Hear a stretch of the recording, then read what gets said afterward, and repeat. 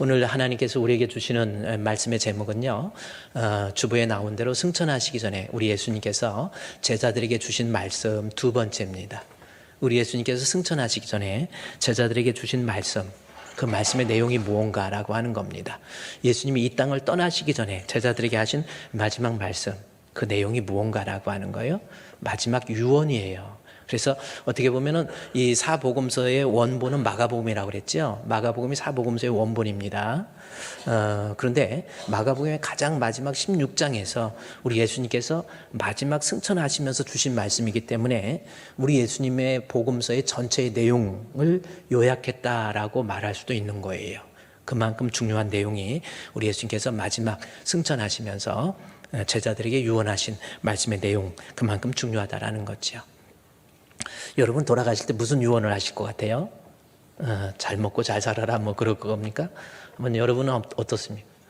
저는 우리 아버님 모시고 이렇게 제가 살다가 갑자기 새벽에 화장실에 가셨더니 하고 쓰러지셔가지고 아버지 안고 침대로 모시고 와서 아버지 어디 아파요? 그랬더니 여기 아프다 그래서 아버지 좀 괜찮을 거예요. 제가 이렇게 하고 그랬더니 좀 시간이 지나다 보니까 이게 돌아가시는 거구나 라는 것을 느끼고 얼른 119에다 전화를 해서 그리고 오시면서 119가 올 때 아버지한테 아버지 예수 믿지요? 오랫동안 장로로서 젊었을 때부터 장로로서 계셨는데 마지막 점검하는 거예요. 예수 믿지요? 아멘. 이러고 돌아가셨어요. 그리고 그 전주 토요일 날은 저한테 유언 아닌 유언을 하면서 뭐라고 하냐면 아들 목회 잘해야 돼. 그 얘기를 하시더라고. 그리고 세속에 물들지 말고 그 얘기 하시고 그리고 설교 좀 짧게 해. 이것까지 또 유언을 하셔서 제가 아버지 유언인데도 그 설교를 짧게 하려고 그렇게 노력하는데도 안 돼. 종종 이제 시간이 흘러서 11월 26일 날 돌아가셨는데 벌써 2년 됐는데 제가 지난주 전에 저희 아버지 산소에 좀 갔다가 제가 연말 바빠서 못 가가지고 산소에 가서 이렇게 예배 드리고 이렇게 보면서 지금쯤이면 아버지 시신도 다 썩었겠다. 육신은 흙이니까 흙으로 돌아가고 그 영혼은 천국 가서 아마 우리를 보고 있을 거야 이런 생각도 하면서 또 그러더라고요. 우리 아버지가 그렇게 일제시대 겪고 6.25 겪으시고 그 격동의 60년대 70년대를 겪으셨기 때문에 사랑도 많이 없으신 분인데도 저하고 같이 있는 동안에는 그렇게 저를 많이 아끼고 사랑한 것 같아서 아버지 생각하면 괜히 눈물도 나고 그렇습니다.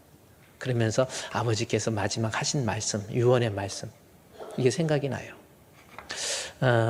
우리 예수님께서 이 땅에서 우리를 위해서 십자가에 못 박혀 죽으시고 이제 부활하시고 이제 승천하시기 전에 마지막 제자들에게 하신 두 가지 말씀, 너무 중요한 말씀이라고 하는 거예요. 그 내용이 뭔가라고 하는 겁니다. 여기 그래서 마가복음 16장 19절 말씀에서 보면 거기 보세요. 마가복음 16장 19절에 주 예수께서 말씀을 마치신 후라고 그랬죠. 그 다음에 하늘로 올려지사 하나님 우편에 앉았다라는 거예요. 하늘로 올라가시고 승천하시기 전에 주신 말씀이라고 하는 거예요. 19절에 주 예수께서 말씀을 마치신 후 하늘로 올라가셨잖아요. 그렇기 때문에 하늘에 올라가시기 전에 제자들에게 주신 마지막 말씀이었다라는 거죠. 그 내용이 뭡니까? 14절, 15절 두 절 말씀이에요. 14절, 15절 두 절 말씀. 이 두 가지를 우리 예수님께서 마지막 하신 말씀입니다. 두 가지 내용이 뭔가 봤더니 14절에 첫 번째는 믿음 없는 것과 마음이 완악한 것을 꾸짖으셨다라고 하는 거예요. 요거 하나이고요. 또 하나는 우리 15절 말씀에 만민에게 복음을 전파하라라고 하는 이 두 가지 명령이 두 가지 말씀이 우리 예수님께서 하신 유언의 말씀입니다. 제가 지난주에 이 유언의 말씀이 너무 중요하기 때문에 제가 첫 번째 대지에 대해서는 이미 말씀을 드렸어요. 잠깐 복습을 해야만 되는 아주 중요한 말씀이기 때문에 잠깐 말씀을 다시 살펴보면요. 14절 말씀해 보세요. 우리 예수님께서 마지막 꾸짖으신 내용이 뭔가라는 거죠. 그 후에 11 제자가 음식을 먹을 때에 예수께서 그들에게 나타나시사 그들의 믿음 없는 것과 마음이 완악한 것을 꾸짖으셨다라는 거예요. 여기서 한번 생각해 보세요. 이 꾸짖으셨다라고 하는 거 어떤 의미입니까? 경고한다, 충고한다, 뭐 이런 또 책망한다, 이런 느낌의 말로써 우리 말이 담겨져 있잖아요. 꾸짖었다라고 하는 거. 그런데 여기서 꾸짖는다라는 것은 그냥 단순하게 경고하고 야, 너 좀 잘 좀 해라 하고 충고하고 권면하는 정도의 말이 아니라는 겁니다. 이것은 우리 예수님께서 예수님 성품상 여지껏 이런 식으로 말씀하신 적이 없을 만큼 아주 엄위하고 강한 어조를 가지고 우리 예수님께서 꾸짖고 책망한 내용이라는 거예요. 이것이 제 말이 아니라 제가 호크마 주석을 일부러 제가 한번 사진을 찍어서 여러분에게 보여드리면, 여기서 꾸짖음은 그냥 단순한 꾸짖음이 아니라 이 사진의 내용을 보세요. 여기 꾸짖었다 나오는 거 나오죠. 꾸짖음에 대해서 호크마 주석입니다. 그것에 대해서 매우 준엄하고 강도 높은 책망이라고 하는 것, 이것을 인식할 줄 알아야 돼요. 너무 중요한 내용이라는 거죠. 그 강도 높고 준엄한 책망인데 여기 언급된 헬라어 단어들이 이제까지 제자들을 꾸짖음에 있어서 한 번도 사용한 적이 없는 강한 인상을 제공하고 있다는 것을 우리는 알아야 되는 거예요. 주님께서 단순하게 너 좀 잘해라 이런 정도가 아니라 반드시 너희가 이 땅에 살면서 반드시 이 꾸짖는 내용, 이거 아마 하늘 보좌 우편에 앉으셔서 오늘 우리를 향한 꾸짖음은 아닌지 우리가 귀 기울여서 들어야 될 하나님의 말씀입니다. 자, 그러면 마가복음 16장 우리 10절부터 먼저 내용을 한 장으로 만들어서 첫 번째 꾸짖음의 내용에서부터 좀 살펴봐야 돼요. 먼저 우리 한번 여러분이 성경 14절을 한번 보세요. 14절, 그 후에 11 제자가 음식을 먹을 때 예수께서 그들에게 나타나사 그들의 믿음 없는 것과 마음이 완악한 것을 꾸짖었다라는 말씀이 나오죠. 믿음 없는 것과 완악한 것 따로따로 엔드가 아닙니다. 믿음 없는 사람을 완악한 사람으로 표현한 거예요. 마음의 강팍함, 마음의 교만함, 이런 자기의 어떤 자아중심적인 생각, 이런 것 때문에 예수 믿기를 거절하는 거예요. 그게 완악으로 표현한 겁니다. 어쨌든 믿음 없는 것을 꾸짖었다라고 하는 이 내용이 있죠. 그런데 이 믿음 없음을 꾸짖을 때 누구에게 믿음 없음을 꾸짖고 있습니까? 누구의 믿음이 없어요? 성경이 그대로 보면 그들이라는 말이 나와요. 믿음 없긴 없는데 누가 믿음이 없는가? 그들입니다. 그들이 누굴까라고 하는 거예요. 그들이 누군가 봤더니 14절에 제자예요. 제자가 누굽니까? 제자는 어떤 사람이에요? 예수님의 제자는 누구예요? 한번 생각해 보세요. 제자를 향해서 믿음이 없다고 그랬잖아요. 제자가 누굽니까? 제자에 대해서 본문에 10절 말씀에 나와 있어요. 예수님과 함께 있었던 사람들, 이게 제자입니다. 이 말은 무슨 뜻이에요? 예수님과 함께 예수님으로부터 부름받아서 예수님의 제자가 되어서 예수님과 함께 먹고 예수님과 함께 자고 예수님과 함께 활동하고 사역하고 기적도 보고 이적도 보고 능력도 보고 예수님의 고향도 알고 예수님의 성품도 알고 예수님에 대해서 너무너무 잘 알아요. 그런데 그들을 향해서 믿음 없다라고 말씀하시는 주님의 꾸짖음을 우리는 들을 줄 알아야 돼요. 우리는 예수님 모릅니까? 목사님, 저는요 어렸을 때부터 신앙생활 했어요. 예수님에 대해서 내가 너무 잘 알아요. 저한테 한번 예수님에 대해서 물어보세요. 동정녀 마리아에게 나시고 본디오 빌라도에게 고난을 받으시고 십자가에 못 박혀 죽으시고 사흘 만에 부활하시고 승천하셔서 우리의 구주가 되십니다. 다 알아요. 그런데 믿음 없는 거예요. 아주 중요한 말씀입니다. 우리 예수님이 보실 때 원하는 믿음이 뭔가를 지금 이야기하는 거예요. 제자들이 가지고 있었던 믿음은 뭐예요? 예수님에 대해서 머리로 인식한 거예요. 관념론적으로, 문자적으로 예수님을 이해하는 거예요. 그래서 예수님을 문자적으로 이해하고 예수님을 알고 예수님을 위해서 헌신도 하고 봉사도 하고 뜨겁게 일도 하고, 뭐 제자들이 얼마나 열심히 일했습니까? 그런데 예수님한테 믿음 없다고 꾸짖는 거예요. 우리의 모습입니다. 교회는 어렸을 때부터 교회 다녔지, 하나님 앞에 대표기도 시키면 대표기도도 잘해요. 봉사도 해요. 시간이 가면서 안수집사가 돼요.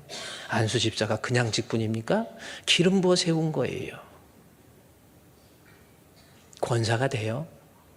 장로가 돼요. 또 목사도 돼요. 예수님에 대해서, 교회 문화에 대해서 너무 익숙해요. 교회 일이라고 한다면 만사 제껴놓고 이렇게 예배도 드리고 또 찬송도 하고 봉사도 하고 헌금도 하고 일 다 해요. 근데 우리 예수님께서 제자라고 하는 그 카테고리 속에서 우리가 그 안에 들어있는 거예요. 내가 교회는 다니지만 나 예수님을 구주로 고백하고 있지만 믿음 없다라는 거예요.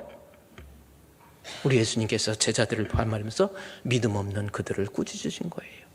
그렇다고 한다면 제자들이 이만큼 주님에 대해서 머릿속으로 알고 같이 활동하고 주를 위해서 봉사도 하고 헌신도 하고 그랬는데 왜 믿음 없다고 하냐는 거예요. 우리가 우리 예수님이 원하는 믿음이 뭔지를 제대로 알아야 됩니다. 그러면 여기 14절 말씀에서 한번 볼까요? 믿음 없음을 꾸진다. 성경 자세히 보면 11제자가 음식을 먹을 때에 예수께서 그들에게 나타나사 그들의 믿음 없는 것을 마음에 완악한 것을 꾸짖으시니 하면서 믿음 없는 내용에 대해서 이는 뭐라 그랬어요? 자기가 살아난 것을, 자기가 부활하신 것을 믿지 않는 거예요. 이 말씀, 살아난 자의 살아난 것을 듣고도 믿지 않았다라는 거, 이걸 강조하고 있지요. 또 여기서 11절 말씀에서도 그걸 강조하고 있어요. 11절로 올라가 보세요. 슬피 울고 있죠. 제자들이 슬피 울고 있어요. 왜 그렇습니까? 예수님의 시체가 없어진 것 눈으로 보고 알아요. 부활한 거 다 알고 있어요. 그런데 11절 말씀에 그들이 예수께서 살아나셨다는 것과 마리아에게 보이셨다는, 살아나셨다라고 하는 것, 부활해 우리를 위해서 십자가에 못 박혀 죽으시고 부활하셨다라는 거, 이게 무슨 뜻입니까? 믿음인데 가짜 믿음. 어떤 믿음이에요? 머릿속으로만 예수를 인식하고 습관적으로 행동을 할지언정 예수님이 나를 위해서 십자가에 못 박혀 죽으시고 예수님이 부활하셔서 우리의 생명의 주가 됐다라고 하는 메시아 되심에 대해서 믿지 않는 그들을 우리 주님이 책망하고 계신다라는 거죠. 고린도전서 15장 우리 2절 3절부터 쭉 보면요, 헛된 믿음, 가짜 믿음이 나와 있습니다. 여러분이 속아서는 안 될 고린도전서 12장 15장에 있는 부활장에 보면요, 예수 그리스도께서 고린도전서 15장 2절부터 쭉 보면요, 여기 보면 내가 전한 그 말을 굳게 지키고 헛되이 믿지 아니하면, 이게 무슨 뜻입니까? 믿음은 믿음인데 헛된 믿음이 있다라는 거잖아요. 헛된이 무슨 뜻이에요? 이 헛된이라는 것은 영어로 use입니다. 사용한다. 근데 이것을 사용할 수 없는 useless, 명사를 만들기 위해서 useless라고 하는 단어예요. 그 사람이 가지고 있는 믿음으로는 구원을 얻지 못한다라는 거지. 이게 헛된 믿음입니다. 혹시 여러분이 가지고 있는 믿음인데 이 믿음 가지고 구원을 얻지 못하는 믿음, 이게 헛된 믿음이고 가짜 믿음입니다. 마귀가 주는 거짓 확신을 구원 얻는 믿음으로 착각하는 사람이 있다라는 거예요. 그것을 지금 예수님이 꾸짖으시는 거예요. 그러면서 뭐예요? 구원 얻는 믿음의 특징 뭐예요? 예수님이 3절에 우리를 위하여 죽으시고, 예수님의 죽으심은 나를 위한 죽으심. 믿습니까? 구원 얻는 믿음 되려면요, 예수님이 십자가에 못 박혀 죽으셨어요. 2000년 전에 죽으셨어요. 그런데 내 죄값을 대속해서 대신 죽으신 예수님이, 내가 예수 그리스도를, 예수님의 대속의 죽음을 믿게 되면 내가 죄 사함 받는다. 과학적으로 상식적으로 이해가 안 가잖아요. 2000년 전에 돌아가셨으면 돌아가셨지 왜 내 죄와 무슨 상관이냐는 거지요. 이해 안 가는 부분은 믿음의 영역으로 넘겨야 돼요. 이해 안 가요. 이해고 오해가 없어요. 성경에 나와 있으면 믿어야 되는 것이 믿음이에요. 이게 신앙이잖아요. 그러니까 구원 얻는 믿음은 이해고 오해고 없이 예수님은 나를 위해서 죽으셨다라는 것을 믿고, 또 하나 고린도전서 15장 3절 말씀에서 뭐라고 그럽니까? 나를 위해서 죽으셨을 뿐만 아니라 사망 권세 깨트리고 다시 살아나신 거예요. 이것을 믿어야, 그러니까 나를 위해서 죽으시고 예수님께서 3일 만에 부활하신 거, 이거 믿어야 구원 얻는 믿음이지, 즉 예수께서 나의 주가 되시고 메시아 된다는 것을 믿어야 이게 구원 얻는 믿음이에요. 여러분, 이 가운데서도 교회는 다니지요. 예수에 대해서 너무 잘 알아요. 제자들처럼. 봉사도 얼마나 잘하는지 몰라요. 헌금도 잘해요. 다 잘하는데 예수님 내가 믿으면 내 죄값을 지불하신 예수를 나의 그리스도로 나의 구주로 믿게 되면 죄의 문제가 해결되어서 사망에서 영생으로 지옥에서 천국으로 옮겨질 수 있다라고 하는 예수 그리스도의 메시아 되심에 대해서 제자들은 믿지 않았어요. 그래서 꾸짖으신 겁니다. 다시 마가복음 16장 14절 말씀 보세요. 마가복음 16장 14절부터 15절 2절 말씀에서 여러분 보세요. 믿음 없는 거 꾸짖어요. 강한 어조로 꾸짖습니다. 여러분, 우리 주님께서 혹시 우리의 믿음을 놓고 꾸짖는 모습은 아닙니까? 아이 목사님, 저는요 교회 일 얼마나 열심인데요, 내가 헌금을 얼마나 하는데요, 내가 얼마만큼 봉사하는데요. 아니 그거 말고 고린도 교회 고린도 전서 후서 마지막 결론이 뭡니까? 고린도 후서 13장 5절 말씀에 뭐라고 그럽니까? 너희는 돌아보아 너희 자신이 믿음이 있는지 시험하고 확증하라. 그리스도께서 너희 안에 계신 것을 네가 스스로 알지 못하면 너는 버리운 자. 고린도 교회만큼 열심히 있습니까? 고린도 교회 얼마나 아름답습니까? 바울이 고린도 브리스길라 아굴라를 통해서 세워진 이 고린도 교회가 얼마나 말씀도 충만하고 은혜도 충만하고 은사도 있었고 방언도 있었고 그야말로 대단한 교회예요. 그런데 그 교회의 마지막 우리 예수님께서 하신 말씀은 너 믿음 있는지 너희 자신 돌아보아. 에피스쿠픈테스라는 거잖아요. 뒤돌아본다라는 거. 에피스쿠픈. 나 자신 한번 돌아보세요, 여러분. 이 시간에 정말 여러분 자신 한번 돌아보세요. 내가 정말 믿음이 있는지, 이 믿음 가지고 구원 얻을 수 있는 건지, 아니면 습관적으로 교회만 다니고 있지는 않는지, 이걸 점검하라는 거예요.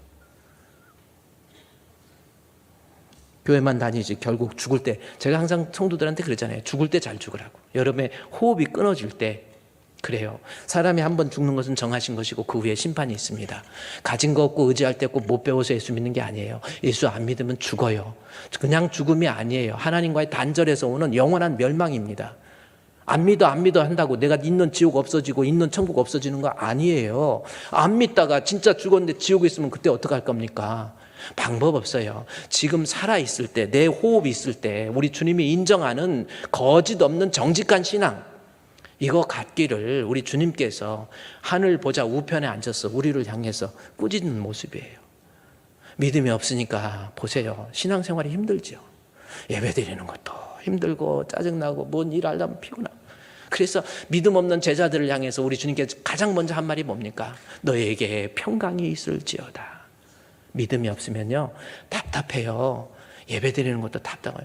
주의 일 하는 거 버거워서 못해요. 자꾸 짜증내고요, 분노하고 내가 왜 교회를 가야 되냐 말아야 되냐.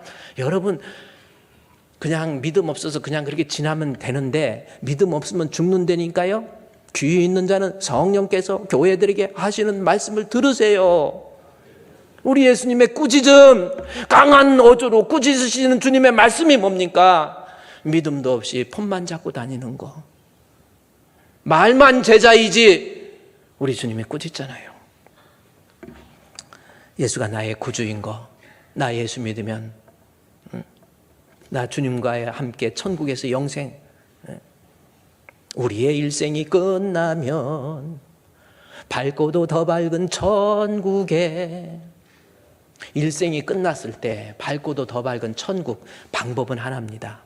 예수가 나를 위해서 십자가에 못 박혀 죽으시고 예수님이 부활하심으로 우리의 생명의 주가 되신 예수를 그리스도로 믿는 믿음이에요. 이거 없을 때 우리 주님께서 책망하십니다. 꾸짖으십니다. 우리 주풍교회 성도 완전하지는 못해도요, 내가 막 이런 건 없어도 내 마음의 중심에서 우리 주님을 향한 믿음, 우리 마지막 끝송 때 내 마음의 주를 향한 사랑이 막 그러잖아요. 정말 내 마음속에 예수가 영으로 내 안에 계신 예수님, 그 예수님을 내가 순간순간 바라보면서 그래야 그 믿음이 있어야 이 천국 가는 거예요. 우리 사랑하는 주풍교회 성도 여러분, 이제 시작하세요. 우리 주님의 꾸짖음을 들으시고 연약한 피곤한 손과 연약한 무릎 이렇게 세워보세요. 예수님의 꾸짖으십니다. 두 번째, 꾸짖으시고. 발음도 잘한대요. 한번 따라합시다. 꾸짖으시오. 꾸짖으셔 이렇게 되는 그런 것 같은데, 우리 지금 정말 이 꾸짖음을 우리가 반드시 들어야 돼요. 목사라고 폰만 잡고 다니죠. 내가 하나님 앞에 믿음도 없이 말은 목회하고 다 할 수 있어요. 그러나 믿음 없이는 하나님 기쁘시게 못하는 거잖아요. 그래서 중요한 거, 제자들에게 책망하신 것처럼 예수가 그리스도심을 믿는 믿음, 그거 없을 때 우리 주님이 꾸짖으셨다라는 겁니다.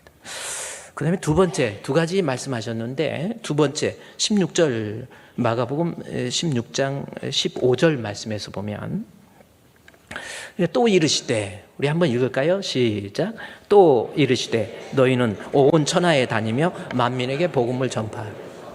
아멘. 저는 급해가지고 복음 전파가 급해서 빨리 읽었는데 이제 한참 끝나니까 전파하라 이렇게 나와버리는데, 빨리 그만큼 전도가 급박하다라는 거죠. 사도행전 16장을 보면은 바울이 마게도냐로 건너오라 뭐 이런 말을 합니다. 이 성령께서 그때요 배를 타고 아주 급하게 마게도냐로 가요. 5일 걸릴 거리를 이틀 만에 도착을 해버립니다. 이틀 만에 도착한 거지 이 바울이 노를 빨리 저어서 아니에요. 하나님께서 바람을 불게 하셔서 육지에서 오는 바람 대신에 바다에서 육지 쪽으로 오는 바람을 불게 해서 배를 5일 동안에 가야 될 이 거리를 사도행전 16장에 보면 나와 있거든요. 이틀 만에 가요. 저는 그 말씀을 보면서 지금 유럽에서 예수 그리스도로 목말라 있어서 죽어가는 영혼을 향한 우리 주님의 그 아주 급박한 심정을 좀 읽을 수 있는 내용이 아닌가 그렇게 싶습니다. 만민에게 복음을 전파하라는 것이 우리 주님께서 우리에게 주신 명령이라니까요.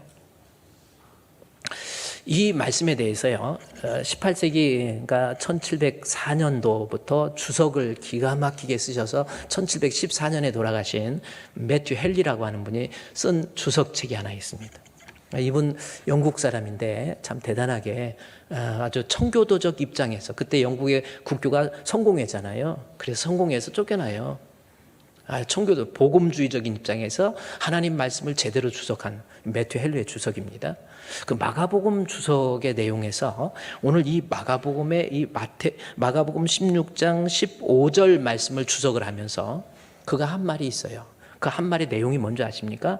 이 마가복음 16장 15절 말씀은 일국의 수장이 어느 타국의 대사로 사람을 보내면서 그 대사에게 대신하라고 하는 유임 명령이 이 마가복음 16장 15절이라는 거죠. 그러니까 우리 예수님께서 우리를 이 땅에 놔두고 예수 믿으면 구원받으면 왜 나를 살려놨냐는 거죠. 예수 믿고 구원받는 거, 그러면 다 예수 믿으면 다 죽어버려야 돼요. 근데 이렇게 숨이 붙어있고 살아있는 이유는 이 땅에 남아있으면서 그리스도의 대리자가 되어서, 대사가 되어서 우리 주님이 주신 명령을 준행하라고 남겨놨다라는 겁니다.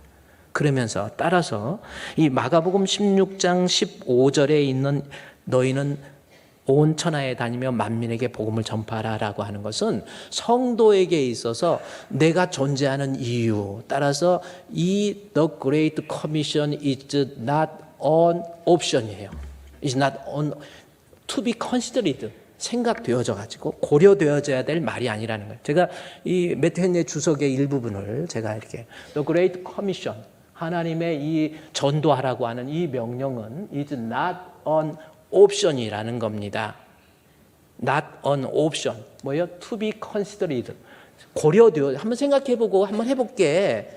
그런 옵션이 아니에요.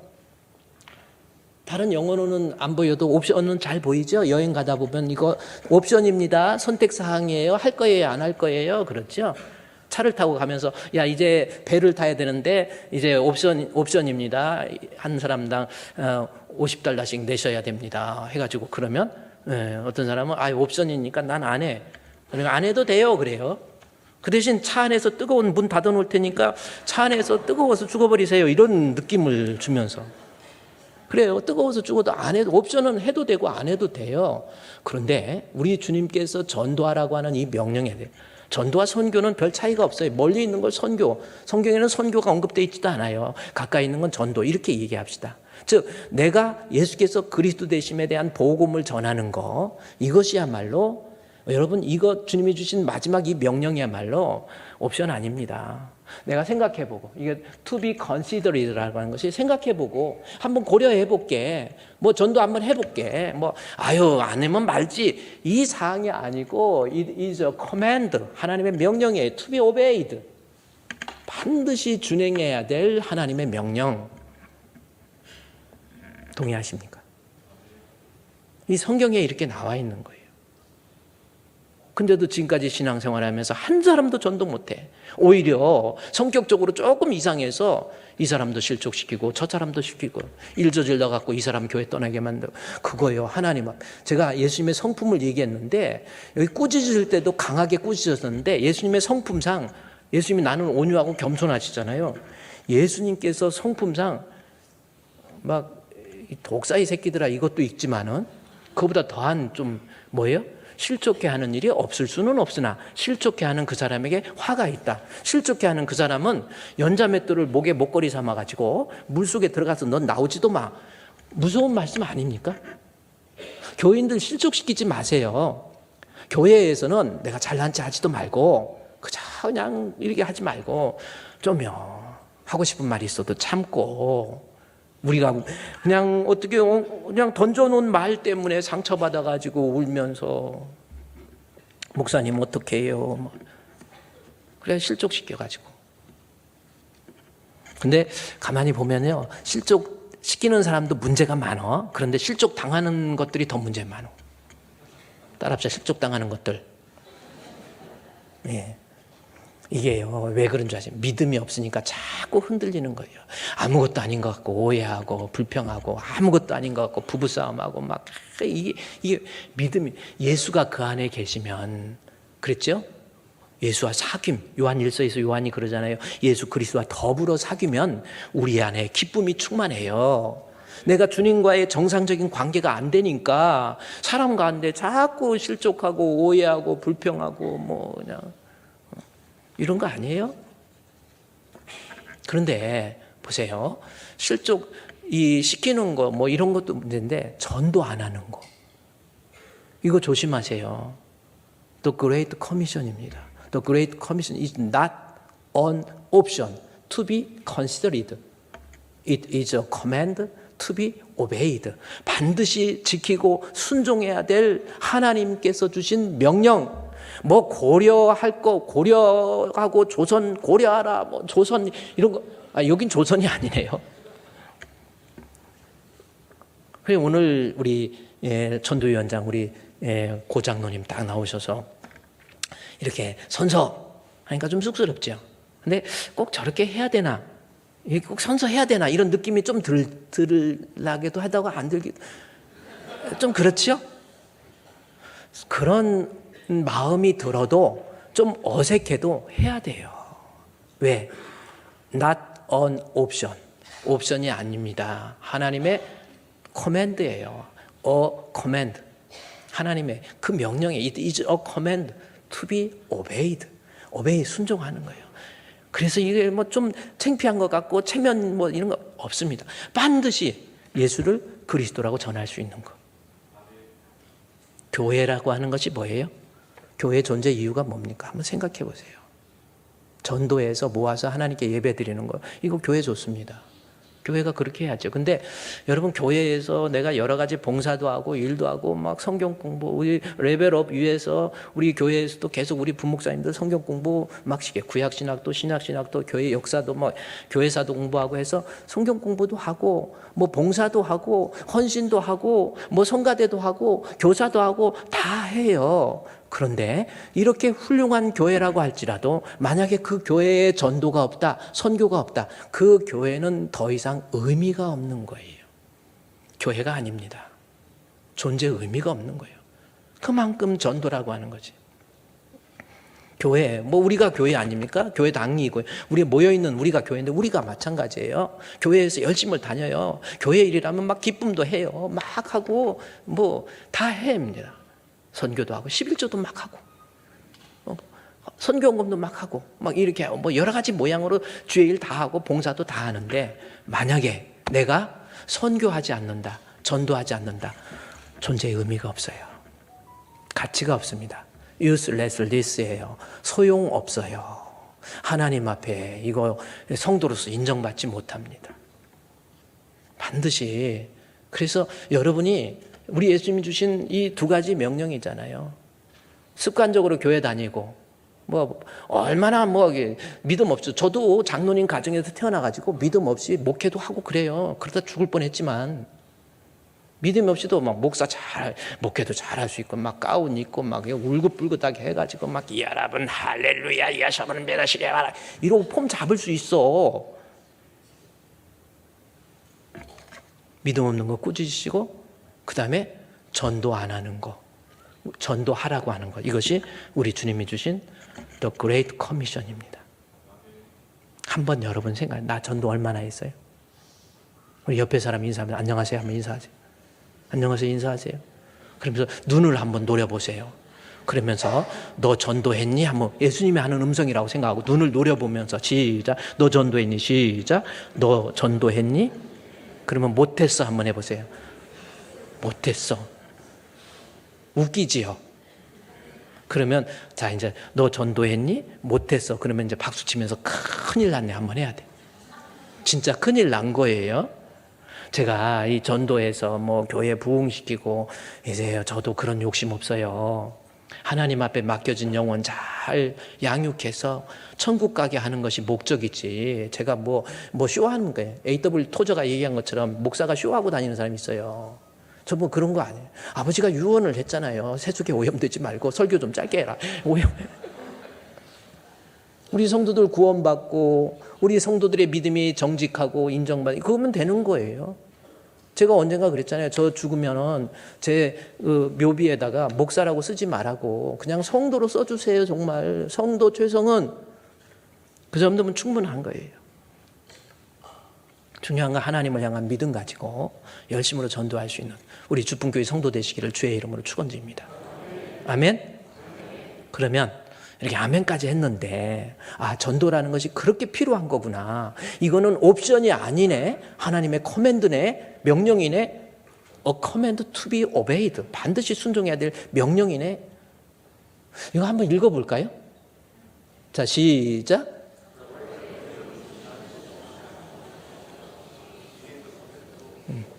그래요. 우리 이따 오후 예배 설교하실 최동현 목사님이 여기 와 계시는데, 최동현 목사님은 미국에서 계셔가지고 워낙 학교에서도 머리가 좋아. 연세대학교 원자력공학과를 했어요. 하도 공부 잘해갖고 학교에서 유학비를 대줘가지고 미국의 코넬 대학 갔거든요. 한번 일어나셔서 저걸 한번 읽어보게 할까? 저도 386 세대가 되다 보니까 우리 딸아이가 미국에서 좀 한 2년 가까이 있었다고 그래가지고 제가 영어를 하면 아빠 영어 발음 그거 아니야 딱 그래버려요. 되게 재수 없어요. 그치? 근데 언어라는 게 그렇잖아요. 경상도 발음, 전라도 발음 있듯이 다 그래요. 그러나 저 매튜 헨리가 얘기한 거예요. 우리는 일국의 수장, 우리 예수님께서 나를 이 땅의 대사로 파송하면서 내게 주신 대유인명, The Great Commission이에요. 이것은 전도하라고 하는 이 명령은 is not option. 한번 생각해 볼까? To be considered. consider, 생각해 봐가지고 전도 아니래. 반드시 해야 돼요. 커맨드입니다. To be obeyed. 우리 전도할 수 있는 우리 주품교회 성도 되시기를 주의 이름으로 축원드립니다. 전도가 복이에요. 그래서 작정도 하시고요. 그렇게 하세요. 제가 교회 얘기를 하면서 그래요. 우리 파키스탄에 우리 나자 목사님 계시잖아요. 거기에서 지난번에 부활주일 예배 드렸다고 그러면서 영상을, 여러분 이슬람, 요즘 영국도 이슬람 국가가 돼버렸잖아요. 기독교 국가 아닙니다. 이슬람 블라스페밀로라고 해가지고 이슬람 특별법이 있어가지고요. 어떤 법의 과정을 거치지 않고 이슬람을 모욕한다든지 하면 그냥 돌로 쳐서 죽여도 되는 이 블라스페밀로라고 하는 법이 있어요. 영국이 지금 상당히 심각해요. 유럽 자체가, 프랑스도 상당히 심각해져 버려요. 프랑스. 그런데 파키스탄에 이슬람 국가입니다. 물론 이란에 비해서 조금, 인도에 비해서, 거기 인도나 이란에 비해서 어떤 근본주의적인 이 순위파 시아파로 나눠져 있는 중에서 그래도 과격적인 이슬람은 아니지만은 그래도 파키스탄에서 교회라고 하는 것은 세워질 수도 없어요. 그냥 불 지르고 돌 던지고 이래버리는데, 여러분께서 선교하신 그 선교 헌금으로 인해서 파키스탄의 학교 내에 이 종교라고 하는 카테고리 속에서의 기독교를 인정을 해주거든. 그래서 우리가 선교 헌금해서 수천만 원 갖다가 우리 선교 헌금을 들여서 그 파키스탄 내에 학교 내에 코너스톤 유니버시티라고 하는 거죠. 그 대학 안에 교회를 세워서 거기에서 사람들을 양육하고, 사진 한번 파키스탄에 한번 볼까요? 저거 우리면 여러분 단순한 거 아닙니다. 파키스탄이라는 그 이슬람 국가에서 저 십자가를 내놓고 예배를 드릴 수 있다. 이거는요, 그냥 돌 맞아 죽는 일이에요. 나자 목사님, 저기 지금 이 부활절 예배 드리는 또 영상 다른 거 없습니까? 한번 보세요. 저 많은 사람들. 이슬람 히잡 썼잖아요. 썼으면서도 부활주의를 대해서, 예수가 그리스도 되심에 대해서, 복음이라고 하는 게 뭡니까? 예수가 주 예수 그리스도, 복음의 주가 되신 예수 그리스도에 대해서. 복음 알아요? 로마서 1장 2절부터 보면요, 복음이 뭔지를 나와요. 복음이 뭡니까? 로마서 1장 2절 먼저 한번 볼까요? 이 복음 로마서 1장 2절부터 보면요, 이 복음은 뭐예요? 예수님에 대한 거예요. 그리고 예수님은 3절에 그 아들에 관하여서는 다윗의 혈통에서 나셨고, 예수님의 탄생입니다. 탄생이라는 것이 그냥 예수님이 태어났네, 이게 아니에요. 성령으로 말미암아 이 땅에 오신 예수님. 그래서 탄생을 통해서는 예수님의 하나님 되심을 얘기하는 거예요. 본질이, 에센스가 하나님이에요. 석가모니는 지 어머니 있고 아버지 있고, 어떤 종교의 지도자는 다 부모가 있어요. 예수님은 하나님께서 사람의 몸을 입고 이 땅에 오신 인카네이션, 나셨다라는 거죠.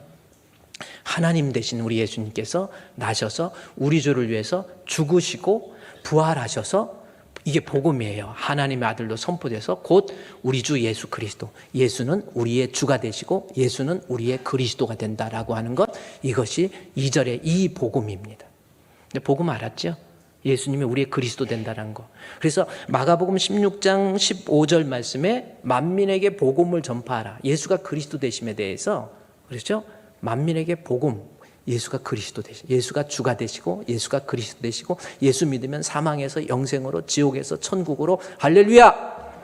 이거를 전하는 거예요. 그것이 만민에게, 또 온 천하에, 아무리 장애물이 있어도, 아무리 힘들어도, 아무리 어려워도 온 천하, 그것이 아프리카가 될지언정, 동남아시아가 될지언정, 유럽이 될지언정, 온 천하, 만민이 뭡니까? 남녀노소 빈부 귀천 추월하는 거예요.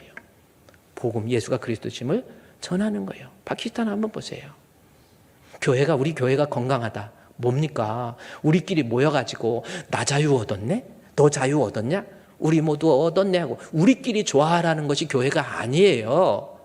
내 안에 예수 그리스도를 정직한 믿음을 가지고 온 세상 위하여 나 복음 전하리, 만백성 모두 나와서 주 말씀 들으라 하면서 복음 전도하는 거. 우리 파키스탄에 보세요. 이게 교회 아닙니까? 우리 파키스탄 그 사역 내용을 한번 보세요. 사진 좀 띄워주시고요. 해봐요. 저 많은 숫자들. 왜 빨리 파키스탄, 파키스탄입니다. 예. 이슬람권에 여러분 이만큼 선교하고 전도하는 거, 우리 주님이 주신 옵션이 아니기 때문에 어려워도 힘들어도 나 없어도 우리 선교하는 거예요. 주품교회 아마 건강한 교회로 하나님께서 인정해 줄 줄로 믿습니다. 저 파키스탄 뿐입니까? 엘살바도르에서 우리 황병철 선교사께서 또 저한테 메시지가 이렇게 카톡으로 계속 오거든요. 저게 뭔지 아세요, 여러분? 네, 용접이에요. 근데 저 용접하는 사람이 누군지 아세요? 황병철 선교사 사모님이에요.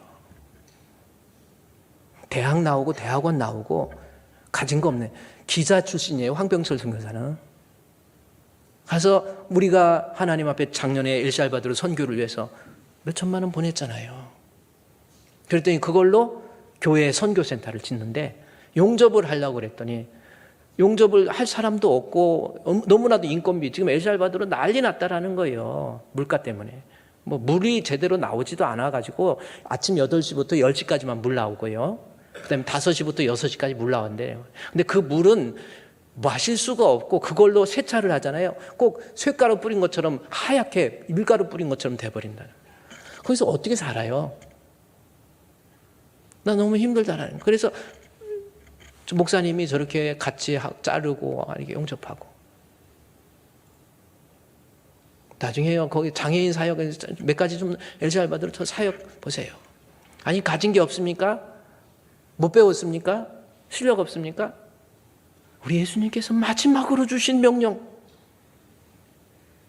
이거는 선택되어져 하고 고려되어질 문제가 아니라는 거죠.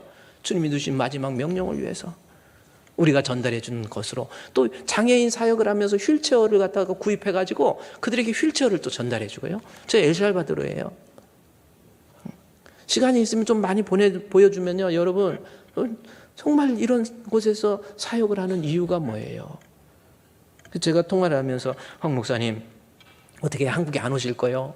그랬더니 물 마시는 것이 너무 힘들고 날씨가 지금 40도래요. 그래서 샤워를 하려고 그러면요, 물 8시부터 10시까지 나오는 걸 물 받아서 물탱크에다 놓으면요, 그 물이 40도의 열기 속에서 뜨끈뜨끈하대. 샤워도 샤워 같지도 않고, 저는 몸이 약해서 저는 아마 하지도 못할 것 같아요. 엘살바도르에서 그냥 방글라데시나 엘살바도르 같은 데 가서 선교하면 방글라데시 날씨는 덥지 먹을 건 없지 방글방글 돌다 죽어버릴 것 같아요.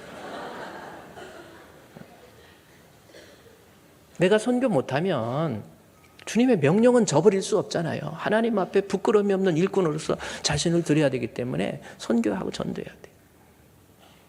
다시 한번 여러분 생각, 우리 청년들도, 저는 우리 주분교회 청년들이 자랑스러운 게 뭐냐면, 우리 딸아이가 컴퓨터로 뭘 입력을 해서 보니까 뭐야? 그랬더니 우리 청년들이, 이거 보세요. 청년들이 전도와 선교를 위해서 자기들이 작정한 거예요.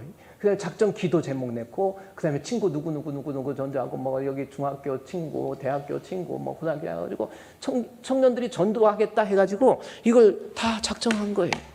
내가 그걸 보는 순간, 야, 우리 청년들은 젊은이 예배로 제가 오후 3시 예배를 따로 뛰어서 저쪽 건물에서 예배 드리잖아요. 100여 명의 청년들 일어서서 찬양하면서 우리 주님 앞에 얼마나 아름다운 모습입니까? 나 전도하겠다라는 거죠. 왜? 우리 주님이 내게 주신 명령. 여러분은 얼마만큼 전도합니까? 생각해 보세요. 주님 명령 저버리는 거 아니에요?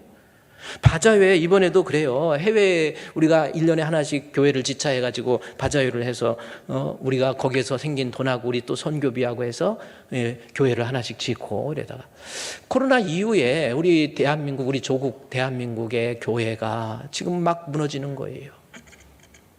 강대상에서 말씀이 제대로 선포가 안 되어지고 그저 인기몰이하고 뭐 이런 거 아닙니까? 목사가 무식해가지고 성경을 제대로 알지도 못하고 연구하지도 않고 그냥 여기저기서 목사님 하니까 하늘 높은 줄 모르고 교만해져가지고 한국교회 다 망가뜨리는 이런 현실 아닙니까? 이 현실은 우리 아내 이름이니까 가능한 안 쓰고 싶어요.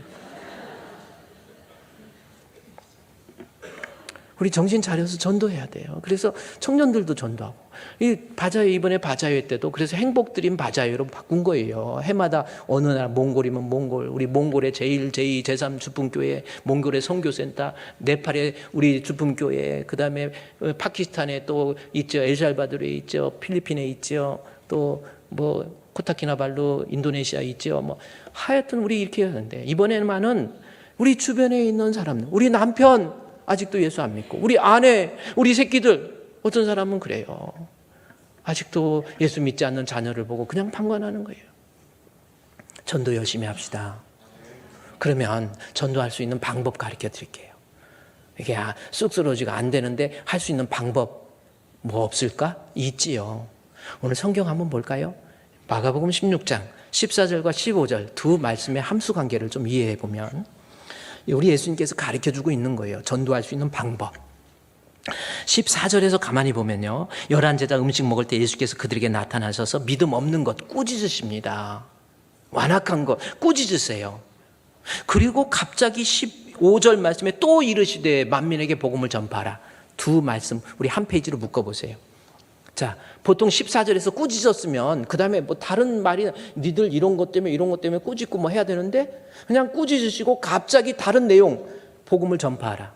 14절과 15절 말씀에 좀 역설적인 역학관계 속에서 이 저자, 이 마가가 하고 싶은 말이 뭐예요? 뭡니까?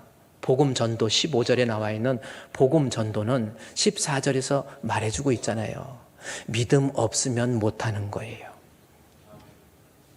내가 왜 전도가 안 됩니까? 전도하는 것이 창피하고 괜히 무겁고 괴롭고 왜 그렇습니까? 믿음 없으면 안 되는 겁니다. 힘들어요. 버거워요. 제가 항상 그랬죠. 믿음은 내 신앙의 모든 신앙적 재행위를 위한 배터리라고. 배터리가 있으면요 쓰러져도 울려. 옛날에 건전지 선전하면서 막 뚱딱뚱딱 치는데 옆으로 보고 인형이 뚝딱뚝딱 쳐요. 그 쓰러뜨려도 막 쓰러져서도 쳐. 왜 그래요? 에너지가 있으니까. 신앙의 에너지가 없으니까, 믿음이 없으니까 교회만 다니지 전도 못하는 거예요.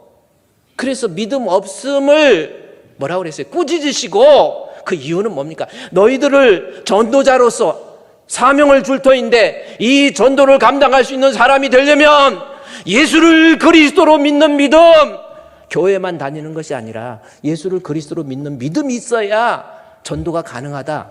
그래서 14절 15절을 역설적으로 성경을 전개해가고 있다라는 겁니다.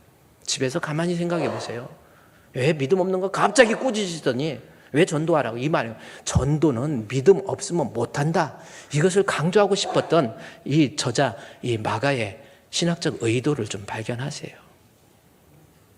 내 새끼가, 우리 아들이 교회도 안 나오고 우습게 알고 교회 가자 그러면 아유 아버지 내가 알아서 할게. 그래도 내버려 두는 이유가 뭔지 아십니까? 내가 사실은 믿음이 없는 거예요. 정말 천국과 지옥이 있는데 내 새끼 죽어가는 거 가만히 있을 분모 없습니다. 본능적으로 정말 천국과 지옥, 예수가 그리스도 되심에 믿는 믿음이 있는데 내 아들이 교회도 안 나오고 제대로 이러고 다니고 있다. 부모가 가만히 있지 않는 거예요. 반드시 전도하지요. 내 남편이 예수 안 믿고 교회도 우습게 알고 어쩌다 한 번씩 교회 나오고 그런데도 여보 그러지 마, 예수 믿어야 돼, 이렇게 안 하는 이유 뭐 때문에 그래요? 믿음 없어서도 그럴 수도 있지만 안 사랑하니까. 저거 언제 죽지 하고 그렇게 기다리고 있는 상태에서는 어차피 저거는 예수 안 믿고 죽으나만 상관이 없어. 근데 자식은 안 그래, 본능적으로. 그러니까 남편을 전도 못하는, 그렇다고 집에 있는 남편 내버려 두라는 게 아니에요. 남편 전도 못하고 부인 전도 못하는 거는 서로 안 사랑하면서 사랑하면서 사는 것이 아니라 정신력으로 사는 사람들은 이번 판에 한번 너 죽어봐라 해가지고 전도 안 할 수 있는데 자식은 못한다라는 거죠. 그래서 여러분이 진짜 믿음 있는지, 하나님 인정하는 믿음 있는지 없는지 여러분 자신을 점검해 보세요. 내 자식한테 만나는 사람마다 저 사람 어떻게 전도할까? 믿음 있으면 전도하는 거예요. 거기에 대한 확실한 이야기예요. 사도행전 1장 이것만 보고 여러분 확인해 보세요. 1장 8절 말씀에, 사도행전 1장 8절 말씀에서 보면요, 내 증인이 되어지는 거예요. 얘 지워버리시고요, 내 증인이 되리라. 그렇죠? 증인이 그냥 되어지는, 내가 증인 돼야지 이게 아니에요. 증인이 자연스럽게 되는 거예요. 방법은 뭡니까? 믿음 있으면 된다고 그랬죠. 보세요. 예수께서 그가 나타낸 하나님의 나라의 일을, 믿음은 말씀을 통해서 생겨요. 그래서 제자들이 증인이 되어질 수 있는 이유가 뭔가라는 겁니다. 그것은 하나님 나라의 일, 하나님 말씀을 그들에게 가르치는 거예요. 40일 동안 계속 하나님에 대해서 말씀. 그래서 믿음은 들음에서 나잖아요. 들음은 그리스도의 말씀이잖아요. 그래서 말씀으로 가르쳐요. 제가 지난주에 얘기했죠. 그러나 말씀 다 듣는다고 다 믿음 있나요? 보아도 보지 못하고 들어도 깨닫지 못하는 이사야가 예언한 것처럼 말씀을 들어도 믿음 안 생기는 사람이 있다라는 거지요. 중요한 것은 하나님 말씀 잘 듣고 그 다음에 성령 세례를 받아야 되는 거예요. 성령 세례가 무슨 뜻인지 또 알아야 되죠. 성령 세례가 뭡니까?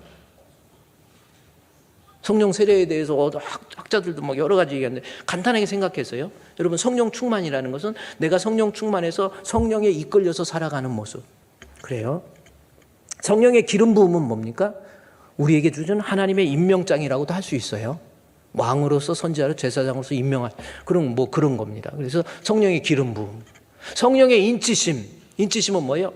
아주 구원받은 하나님의 백성으로서 이탈하지 않도록 성령께서 인쳐주세요. 그래서 성령 충만하면 믿음 생활하다가 별일 별사건이 있어도, 아무리 기분 나쁜 일이 있어도 결국은 성령의 인치심을 받은 사람은요, 다시 쓰러졌다가도 일어나. 하나님이 다시 일으켜 세워져요. 험한 시험 물속에서도 일어나요. 이게 성령의 인치심입니다. 그리고 성령 세례는 뭡니까? 성령 세례는요, 쉽게 생각해서 성령께서 나로 하여금 예수님께 폭삭 잠기게 하는 거예요. 그가 와서 죄에 대해서, 의에 대해서, 심판에 대해서 책망하고, 그가 모든 진리 예수께로 인도해서 예수 믿도록 만드는 것. 다시 말해서 가짜 믿음이 아니라 진짜 믿음으로 사람이 되려면 성령 세례를 받는 거예요. 고린도전서 12장 3절에 누구든지 그리스도의 영이 없으면 예수를 주라 시인 못합니다. 그래서 다시 사도행전 1장 그 한 장짜리를 보면, 보세요. 증인이 되려면은 하나님 말씀을 통해서 믿음의 근거가 돼요. 그런데 말씀만 들었다고 되는 게 아니에요. 성령께서 역사해서 나로 하여금 예수가 그리스도심을 고백할 수 있는 진짜 믿음 갖게 되면 당연히 증인이 되어지는 겁니다. 이 부분을 잘못 해석해서 오직 성령이 너에게 임하시면 너희가 권능을 받고 내 증인이다. 이 권능이라는 것이 dynamin이라는 거거든. 데이아스 dynamin이라는 겁니다. 내 증인이 된다라고 하는 거에 대해서 내가 전도할 때 성령께서 힘을 주셔서 성령의 힘으로 전도한다, 이 뜻이 아니에요. 하나님 말씀 듣고 성령께서 나에게 성령 세례를 주셔서 예수가 그리스도라는 것을 믿게 된다는 거, 그게 권능으로 표현. 베드로후서 1장 3절에 나와 있잖아요. 예수 성령이 내게 들어오시면 하나님 말씀을 듣는 나에게 신기한 능력으로 구원 얻는 믿음으로 나를 만들어버려요. 그래서 여기서 권능은 성령의 권능으로 증언한다라는 것이 아니라 내가 정말 예수를 그리스도로 믿는 믿음의 사람이 신기하게 하나님의 데이아스 dynamin이라는 거야. 하나님의 능력으로 내 마음속에서 예수가 그리스도라는 것을 확고하게 믿게 되면 자연스럽게 내 증인이 될 수 있다라는 거. 오늘은 여기까지입니다. 여러분, 두 가지 명심하세요. 호흡 있을 때 정말 하나님 앞에 정직하게 두 가지 회복하세요. 예수님이 나의 구주라는 믿음, 그리고 그 믿음 가지고 땅끝까지 일해서 전도할 수 있는 우리 성도 되시기를 우리 주님의 이름으로 축원드립니다. 우리 기도하겠습니다. 하나님, 전도하라고 하는, 또 믿음 없음을 꾸짖으시고 우리에게 전도하라고 하는 우리 주님의 마지막 명령, 잘 박힌 못과 같이 은혜 받은 생명의 말씀이 되게 해 주시옵소서.